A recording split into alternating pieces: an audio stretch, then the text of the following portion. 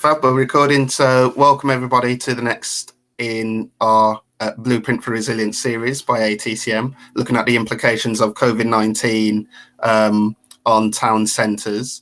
We're again assessing some more threats and opportunities, and I'm delighted to be joined by Julienne Elliot from Coleraine. Julienne, how are you doing? Hi Ojay, I'm doing well, thank you. Absolutely great. How's life on lockdown for you? How are you coping? It's extremely different. I do miss meeting people. I suppose that's the nature of a town manager's job. You go out and you meet people and you bring all the stakeholders together. So that is a little bit frustrating. You're working away, you feel a little bit isolated, but sure, we're getting through it. Yeah, I hear that. It's not. I would travel everywhere to meet members, and not having that same contact with them, it's not always easy, is it? No, and place management, it can be a lonely profession if you don't have that contact with your peers. Exactly. So no, I completely understand that. So right, we're going to jump straight into looking at some of the threats and opportunities.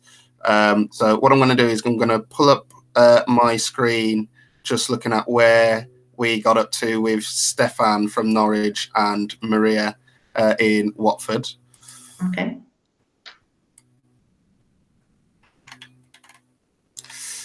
So are you able to see my screen? Has that come up clearly? Yes, I can. Yeah. Fab. Right, so first things first. So the very first thing we need to discuss is this transformation of business models for consumer industries. And I think what we mean by this is because of the shadow of social distancing, it means there's a number of businesses that have to change their business models, some quite drastically, in order to be able to survive. You think of cinemas, theatres, etc. Do we think this is a threat or an opportunity for the industry? I actually think it's both, Ojay. In terms of the industries that you've been talking about there, it's definitely a threat in terms of if they have to reduce capacity, what's going to be the viability of those businesses going forward. But for other businesses, it can be an opportunity to actually just rethink how they actually connect with their customers and what formats they need to use. It may force people to actually take up some of the more modern practices, including online deliveries.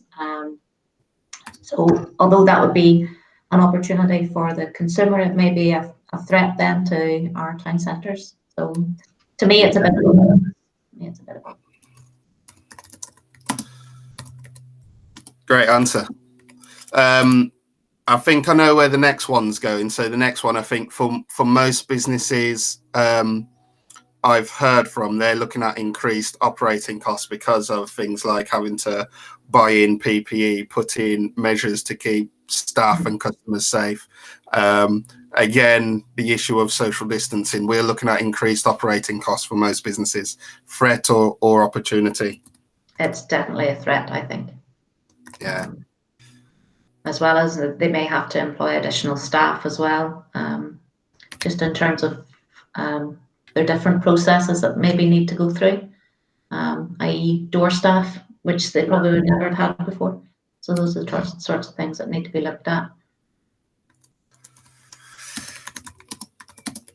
Yeah, agreed. And then there's another one, or you might not be able to see it now. Yeah, I can see that. I can see it. Right, the surge in latent spending for when lockdown ends. So for England, we've just had the announcement that non-essential shops will open on the 15th of June. And I'd imagine for some, there will be some products which people would have been purchasing over the period of lockdown, which people will flock to in their numbers. So you get that surge of spending as soon as you lift lockdown. Threat or opportunity? I think it is an opportunity. It depends on their disposable income, but I do think people, because they've been at home for such long periods, they are looking at, okay, maybe they want to change things about their homes. So there could be sort of a bit of spend on the big ticket items. Yeah. In terms of doing up property, gardens. Yeah. They've really come into their own as well. So there could be a little bit of that, but I'm cautious about it. It may be short-lived. Yeah, short-lived. Agree with that as well. Do you think there's any threat in terms of the potential for transmission of the virus, or do you think it's something we're capable of being able to manage? I think we're capable of being able to manage it. People are aware of what they need to be doing. And if we do follow the guidelines in terms of the hand washing, and if shop assistants and people working in retail really do clean down the surface areas. It was something that actually came to me today. Somebody was talking about the likes of bookshops, Yeah. Where you stop and you browse and you flick through books. I really don't know how they're going to take forward that. But the likes of the big ticket items, I think that's adaptable. I think most people will be able to adapt to that. Yeah, interesting. So this next one, so what we'd had from people like the Office for Budget Responsibility and the Bank of England was expecting a V-shaped recovery. Now, what we've actually had in the past few days is actually a reversal of some of this thinking that we would have a rapid recovery in the economy. So I don't know if this one now changes. So rapid recovery identified from some economists, probably not so true anymore. So shall we say, I mean, it is probably now more realistic to call this a long-term recovery identified by some economists. And would that, you think, be a threat or an opportunity? I'm trying to think whether that's maybe more of a statement. Yeah. Because it will bring both. It will bring threats and it will bring opportunities. So I think that, to me, that would be more of a statement. Yeah, fair enough.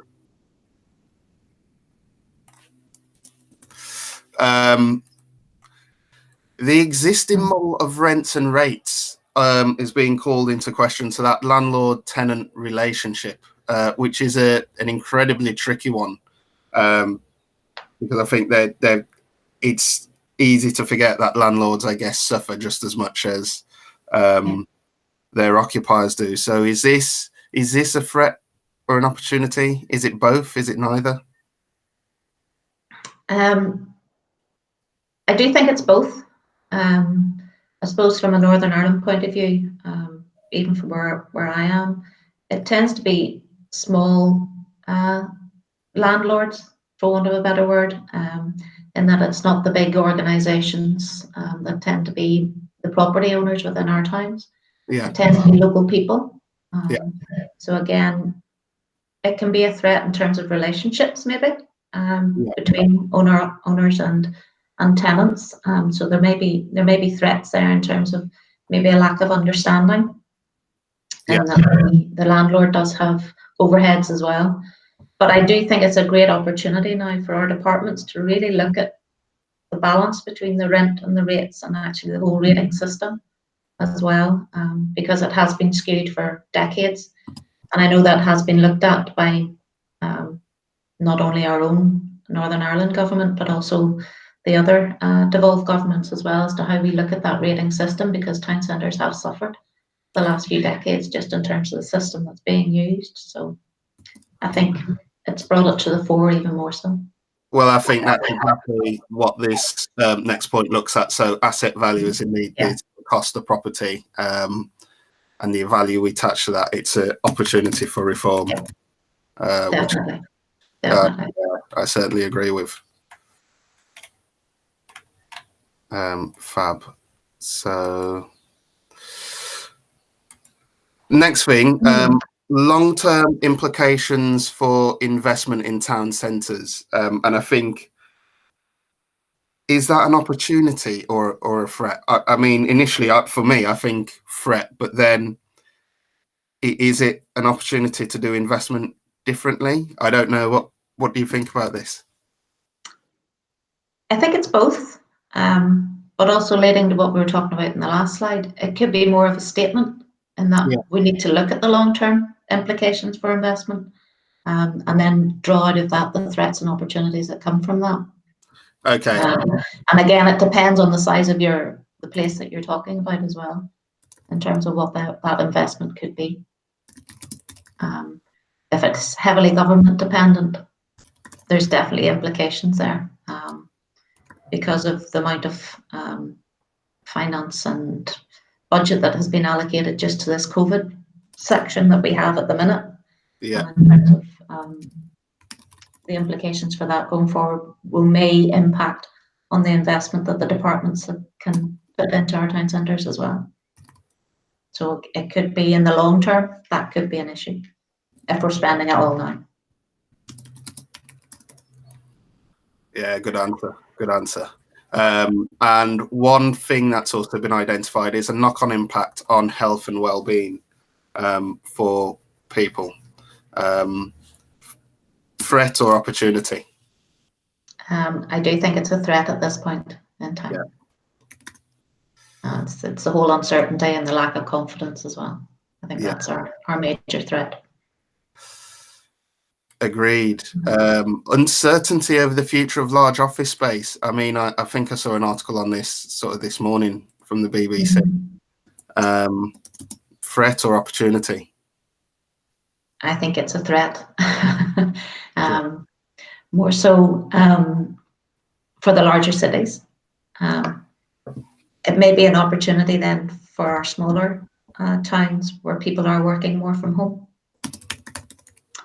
That they may use their local town centres more so than if they're commuting to the big cities. Then a lot of the spend tends to be in the larger cities. But if you're working from home, there could be a shift there.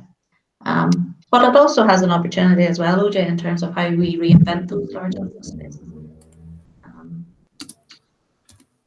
What that will be in terms of opportunity, I'm not sure. Yeah, that will be a tough one, and I think you're right about that sort of balance between cities and smaller towns, and sort of moving on from that uncertainty over the future of inbound tourism. I know Northern Ireland in itself has done very well in terms of tourism recently, hasn't it? It's really come into its own. What do you think the prospects are for tourism, short, medium, long term? Is this a threat or an opportunity? Short term, it's a definite threat. We were hoping, because we had the Open here in Northern Ireland last year, that we were going to really reap the rewards for that this year. A lot of bookings, a lot of our hospitality had near enough been sold out for this summer. So it's a major threat, especially for us here in the Causeway Coast and Glens. That is one of our main economic drivers. So we are concerned about that as we move forward in terms of even just looking at staycations. We would be looking at maybe the market from the south of Ireland. Now, because it will be in a different jurisdiction as well, in terms of in the European Union, we will no longer be. Again, that's your double threat there as well in terms of trying to bring people up from that area. But in the long term, it could possibly turn into an opportunity in terms of maybe more people from England, Scotland, Wales, maybe visiting Northern Ireland. So there's a small glimpse of opportunity there, and maybe our local population, even in terms of the day visitor, in terms of the overnight visitor, will struggle, but in terms of domestic visitors, we may be able to grow a little bit. In terms of maybe looking at what will be the new experiences that we can generate out of this, and maybe people will think a little bit more inventively. So there's a lot of room for innovation here, I think, in terms of the tourism market. Interesting. That's really useful. That's really useful. I guess this next bit sort of ties into what we've already discussed on large office space, but a sharp increase in people working from home. So I guess until there's a vaccine, I'm guessing the advice for people will be, if you can work from home, work from home. What threat or opportunity? Both. I think it's both, depending on the size of your town or city. and long-term reduced footfall and spend then from commuters, which I guess just follows on from that previous point. Yeah, to me, that's a big threat for the cities and the larger towns. I think it's already starting to show itself as well. Yeah. And I think you've sort of mentioned this already. So this is a threat for larger cities, isn't it? Yeah. But not necessarily so for those neighbourhood district centres, village centres.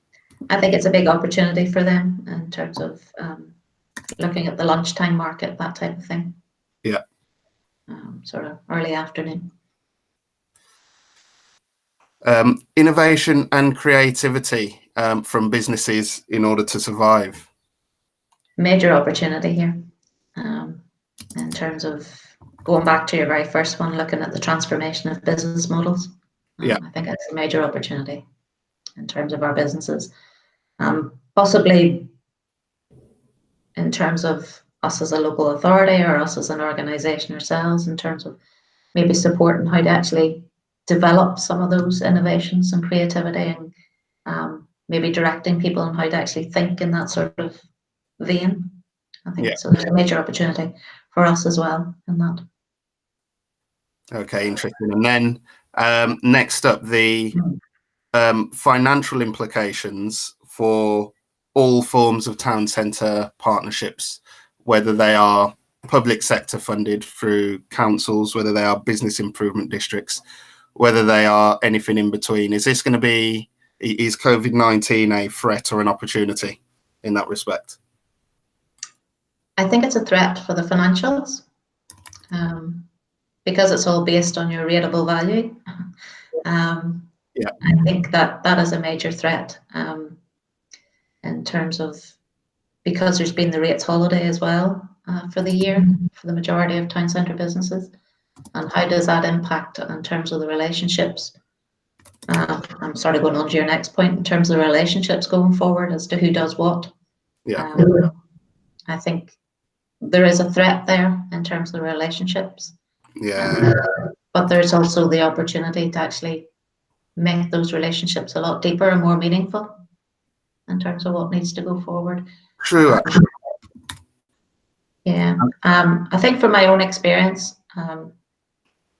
in terms of that direct contact with the businesses, that's where the bids come into their own. They have those databases, they have them up to date, and that's what we should be really building that relationship with our bids or our town teams or whatever it is, the model that town uses. I think there's a great opportunity there in terms of deepening those relationships. I agree with that, and we did discuss that to a certain extent during the session we had on that point, actually, that there is both. You have the potential for strain on those relationships because of the financial situation, but it's actually a good chance to just see if we can hit the reset button and find a new way of councils and bids working together to share resource to make sure they can do the best for their businesses in their town. It can also depend, Ojay, on what stage you're at in that bid process, whether you're year 1, year 2, or you're coming out of, if you were in year 5, you would need to make sure that you have a really solid foundation there to actually take it through to the vote next year. So that could be an issue. Good point.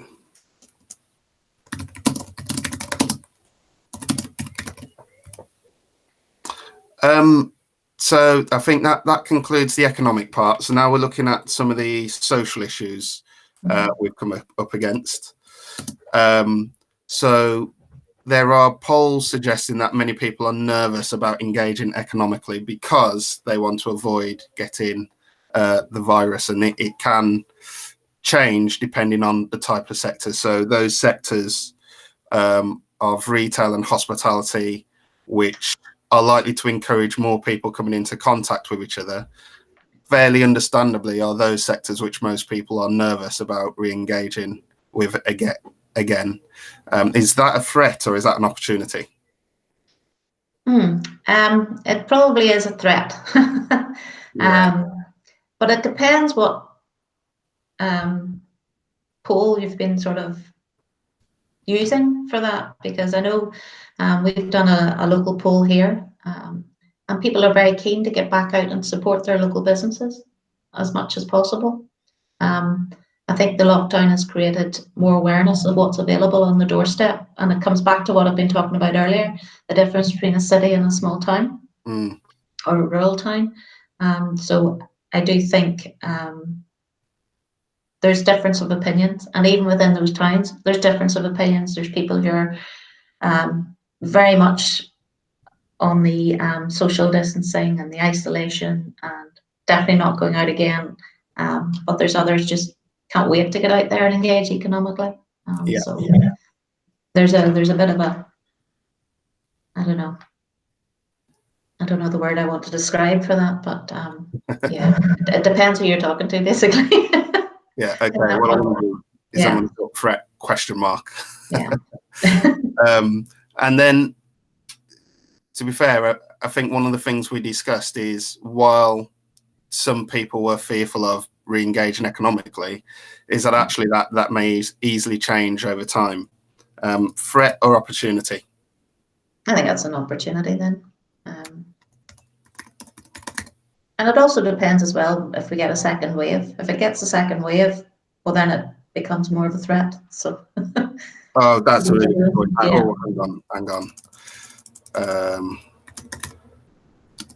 Should I put it depends on levels of confidence? Yeah, I think so. Yeah, I think second wave is could potentially be very damaging for confidence. Yeah. I think it would be worse. Yeah. And actually, coming on to your point about where people are more fearful, so I think you discussed the fact that smaller towns may be better off in this respect because people are keen to support their local shops. Levels of fear may differ regionally and demographically. So in this, we might say there are certain parts of any country where people are actually more comfortable about going out, or understandably, there may be people of a certain age group who may be more comfortable about being able to get out and re-engage. Is that a threat or an opportunity? Again, I'm going to say both. Because it does depend on the age group, and it does depend on where you actually are. I think within the smaller regions and the smaller towns, there is that level of trust because you probably know the person behind the counter personally. Yeah. So that does make a big difference. That level of trust. Okay, great. And then next, I don't know if this is actually more of a statement, but resilience and recovery planning needs to be guided by health and behavioural sciences. I mean, that's a statement. Yeah. So it can be. Young people likely to be very keen to re-engage, which probably ties into these differing levels of fear. Similar to what I've said before there. It really just depends on even where you're situated, where your place is. But my understanding is sort of what we've seen here locally is that young people really want to re-engage. They can't wait to meet up with their friends and go out and do all the things that they're used to doing, which in terms of hospitality may be an issue. Like, I mean, if they have to really strictly follow the guidelines in terms of those 2 meters and what's actually available, it could be a threat. Young people may just go off maybe and do other things if they can't get into their local hospitality or pubs and clubs and that type of thing. That's a really good point. I think hospitality businesses may unwittingly turn young people away because they will try to adhere to the guidelines. Maybe young people won't necessarily be as keen on. Yeah. So I think it's just the nature of our fast-paced lifestyle at the minute. Like, if something else becomes more popular, then young people will go with that rather than going back to their usual. Good point. More the entertainment industry, I think, more so than even eating and drinking. It's the entertainment side of things. I'm not too sure how that will. Should I put entertainment and leisure? Yeah.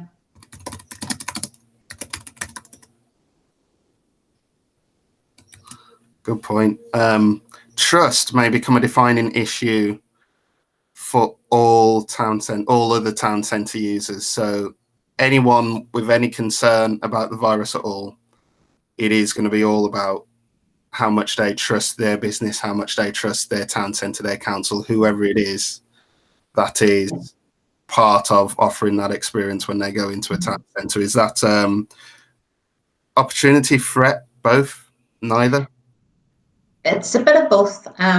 Threat in that if people don't trust, then they'll not come in and they'll not use the services. But it's an opportunity for the likes of local government, etc., to look at new ways of engaging with their population. We've already seen it ourselves in terms of maybe using more online platforms to engage with the citizens, and even in terms of booking into recycling centres, that type of thing. We would never have thought about that before. Even us locally, we now have an online platform just to show which shops are opening and who does deliveries, those types of things. So there has been opportunities there as well. Trusting public transport will potentially reshape town centre accessibility. Is this a opportunity or a threat? I think it's more of a threat, because my fear is that people will now become even more car dependent. Yeah. The whole ethos that we've been looking at for the last 5 to 10 years is how do we reduce that dominance of the car? Yeah. Looking at more active transport. But again, if we can encourage more people to do the active transport, the walking, the cycling, is that an opportunity? But because we were really trying to ramp up people to use public transport, that it's probably more of a short-term threat. As people get more trusting and the confidence comes back, then in the long term, it could be a big opportunity as well, in terms of maybe looking at bus routes, frequencies, that type of thing. So there could be opportunities coming out of that. Yeah. And then next, commuters fearful of public transport with physical distancing. I think this is the same thing, isn't it? This is the same thing. I think that's the same thing.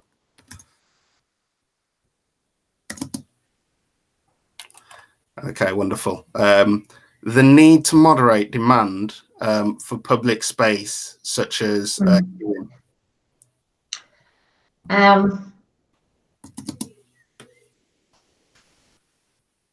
I'd sort of thought of that more of a statement. Is that a statement? We do need to moderate it. Whether it's a threat, it really just depends on your place. I know from the smaller towns, even in terms of queuing on a pavement, is going to be very, very difficult. If you do have large squares within your town, that can make things a little bit easier. But I don't think, it's probably more of a threat in terms of what we can actually use our public space for. In the past, we would have used it for more experiential things within town centres. But if that's now being used for queuing, can we still do those sort of experiences that still COVID compliant? But if we can, looking at those experiences going forward, they'll probably have to adapt more.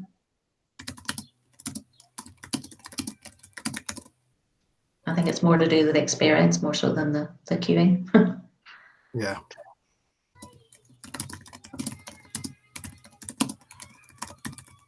Okay, fabulous. And then entrepreneurs more willing to experiment and innovate. And I think that probably ties in quite nicely to what we said before about businesses innovating.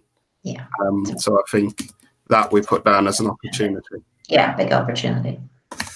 Fab. So we're on to the last slide of this section. So despite reliance on streaming services during lockdown, an expectation that this will not replace the desire for real experiences. So you can stream a theatre experience, but will people prefer to be in the theatre itself? Now, is this a threat, opportunity? Is it actually just a bit of a statement? It's more of a statement. I do think that, well, people still want to have that feeling of going out to something, being in the audience, feeling the atmosphere. You cannot do that online. We have had the experiences, and I've been to them myself, where you see a live performance, but it's still within a cinema setting, so you still get, the expressions from people when things are exciting or sad or whatever. So I think people do need to experience those emotions, even just for health and well-being. I think that's vitally important, that we try and develop those experiences as much as possible, but still comply where we can. Fab.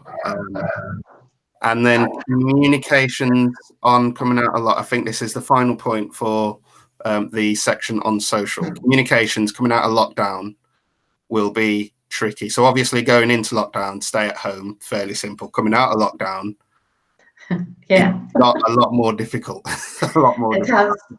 As the thing with current circumstances at the moment, which we won't go into, but opportunity or threat? It's a threat if you get it wrong. Yeah, I think so. Yeah, it's a big threat if you get it wrong. And again, it comes down to clarity. We've seen that ourselves. But a lot of this will not be very clear. It'll be experimental from the government standpoint and from our own standpoint, from the local authority.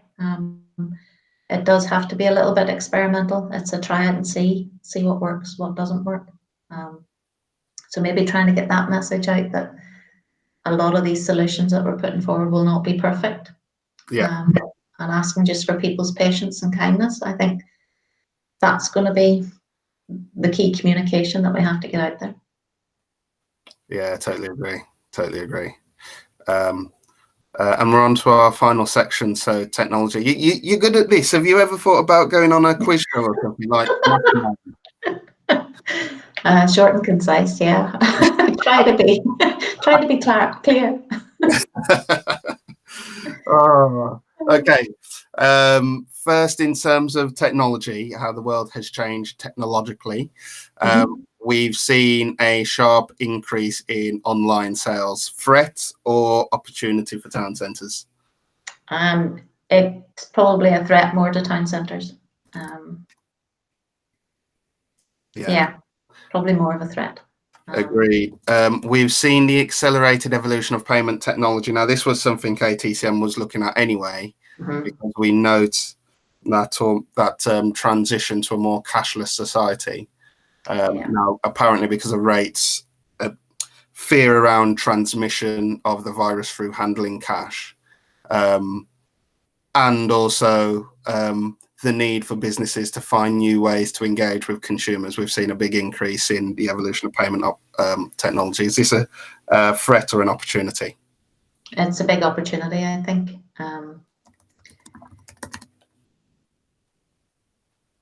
Yeah, I but agree. It can depend on your demographic as well. And it depends on sort of how people manage their income.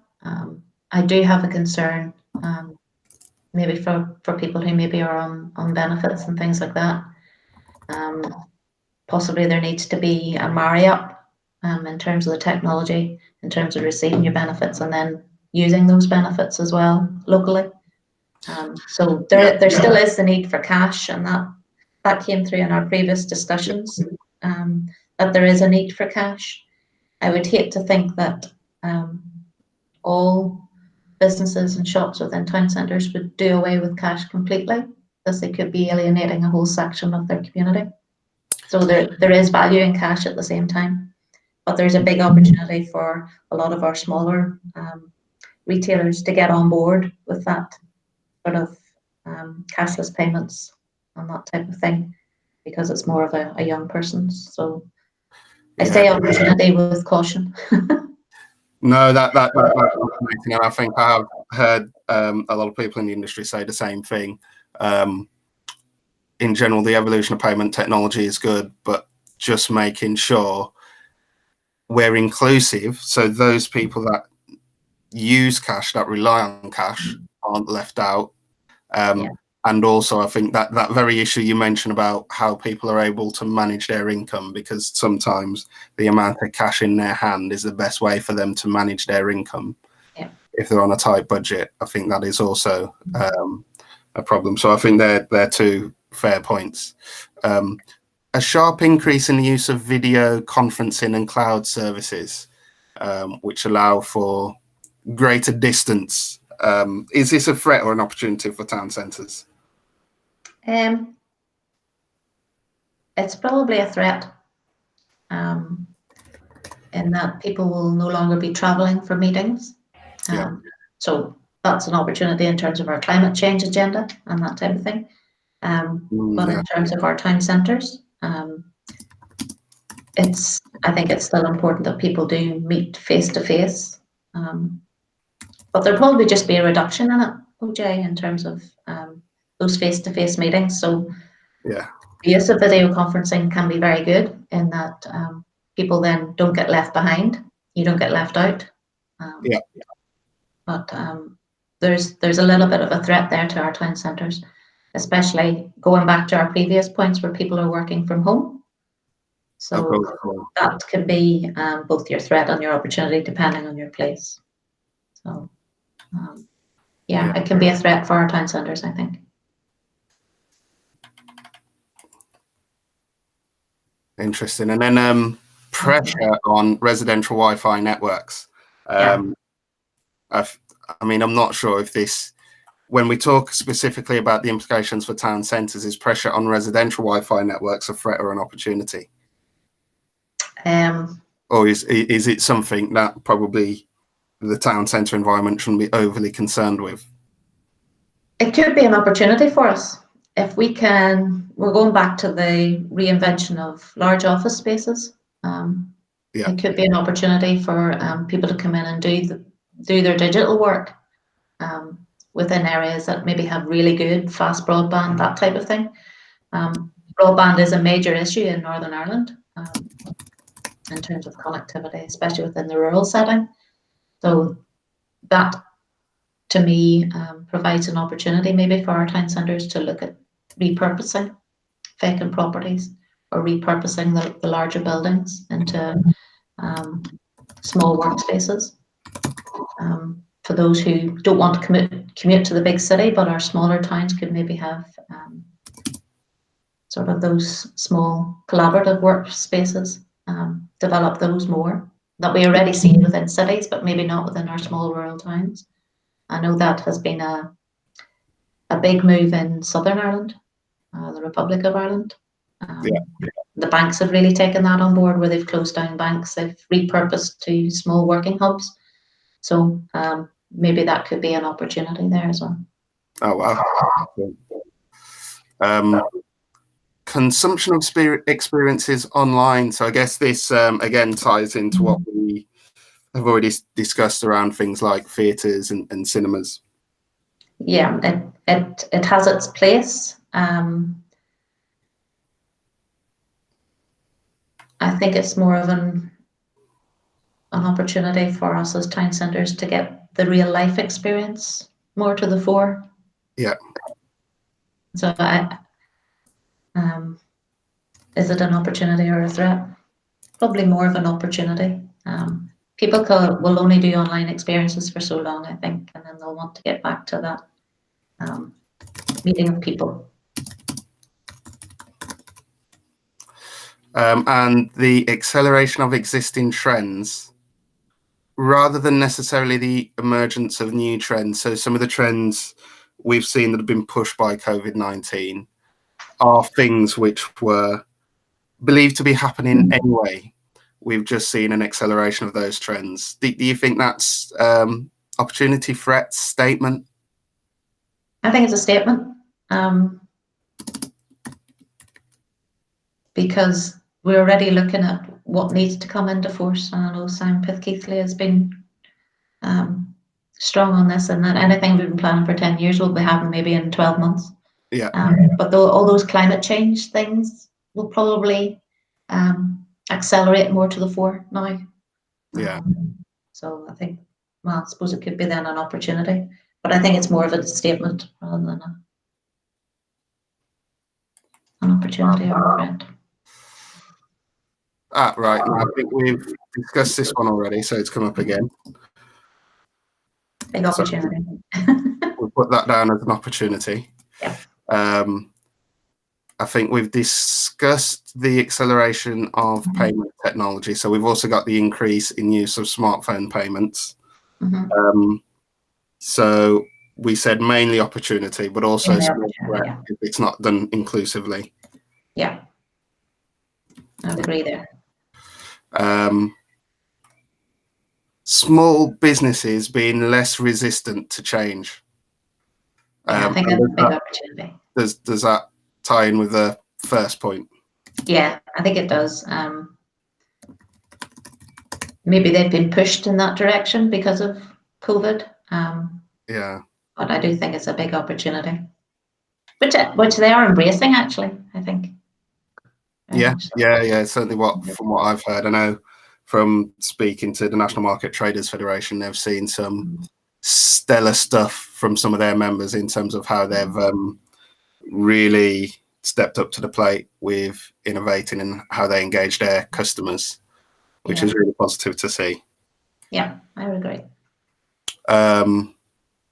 So we have this app on contact tracing. So this is where you're able to identify those people who have tested positive to COVID-19 and then trace who they've been in contact with during the period in which they may have shed the disease, and then track them down. So app on contact tracing could impact behavior.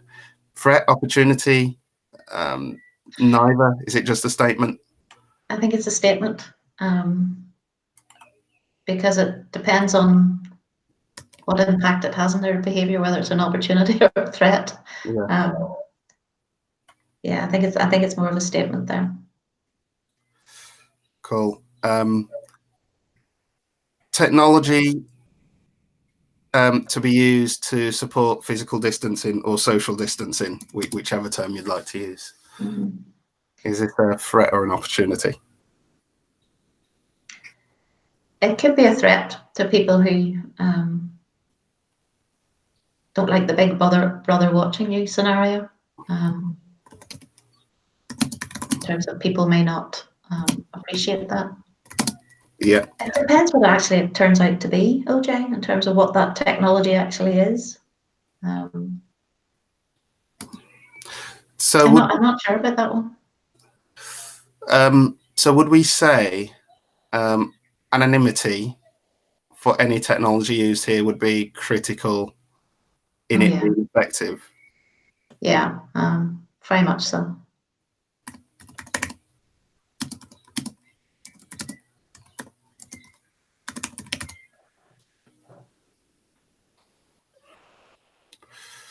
Okay, that's a really useful point, I think. No,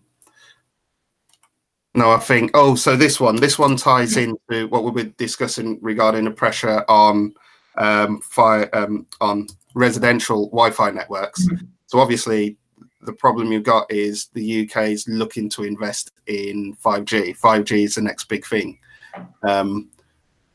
Does COVID-19 and changes to the use of large office space and more people working from home have big implications for 5G investment? And are those implications a threat or an opportunity for town centres? I do think it's probably an opportunity, going back to what I was talking about before, in that if the residential isn't that great, then there's the opportunity for people to maybe work still outside of the big office, but closer to home, within our smaller town centres. So there could be an opportunity maybe to attract the investment into 5G to our main towns as well as our cities. Yeah. So there's an opportunity there maybe for the smaller towns to get on that bandwagon, as it were. Yeah, that makes sense. Does that make sense? It does. It does. It makes sense. Absolutely. I think there's a lot of people in the industry that think exactly the same thing. And then our final point, we're almost bang on time. This is excellent. I don't believe it. Our final point, smart licensing could reduce the burden on evening and nighttime economy. So just using technology to take some of the admin burden out of the licensing system just to support hospitality businesses in any way we can. Threat or opportunity? It's probably an opportunity. I'm not 100% au fait in what way this would work, but if anything that can be done to make it easier for our hospitality industry, I think this is only a personal opinion, folks. There's probably an overburden in terms of licensing. Yeah. So if there's some way that they could maybe combine a lot of it into one sort of portal or one set of guidelines that you have to go by, that could be an opportunity if we can do it maybe digitally that way, and linking into the courts or whatever legal processes that have to go through. If that could be done online, it just makes things a lot easier for the business owner. Actually get those licensing in place, and also to monitor as well.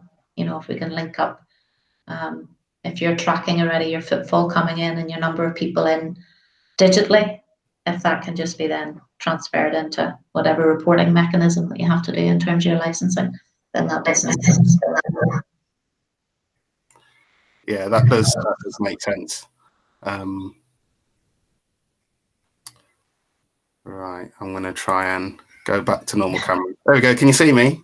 Yes, I can. Yeah, great. I mean, just on the very thing about licensing, I know I think it was our very last ATCM Northern Ireland meeting back in Lisbon, we discussed issues around licensing. Has there been any talk in Northern Ireland about the relaxation of licensing so businesses can use outdoor space a little bit more, tables and chairs, just to support social distancing for hospitality businesses? Has that raised? It's on my agenda. It's on my agenda, okay. And that I know locally here, we were just introducing pavement cafe licensing in April this year. Now I haven't had any steer in terms of whether that will still be proceeding or not. Because of the changes of people's attitude, we maybe possibly need to do more of that. Yeah. But again, it will be very limited into within our area here in the Causeway as to where we can actually do that. So it may be a change of how do we use our public spaces more for that, rather than just outside the premises of those cafes and restaurants. So it needs a lot of thought, I think. Yeah. For the future, it was on the back burner. So we'll see what comes out of. Yeah, we will see what comes. I think following my sort of thorough investigation, which you have passed with flying colours, all the questions magnificently, I think you could probably even take on Stephen Nolan now. Oh, goodness. It would be no problem. Julienne, it's been really useful comments in there. And there's, I think, lots of food for thought which we're going to take away and start to put together in terms of public policy over the next few months. So that's been really useful. So thank you very much for that. Thanks, Ojay. I hope you have a really good day. Thank you. Thank you. Bye. Bye.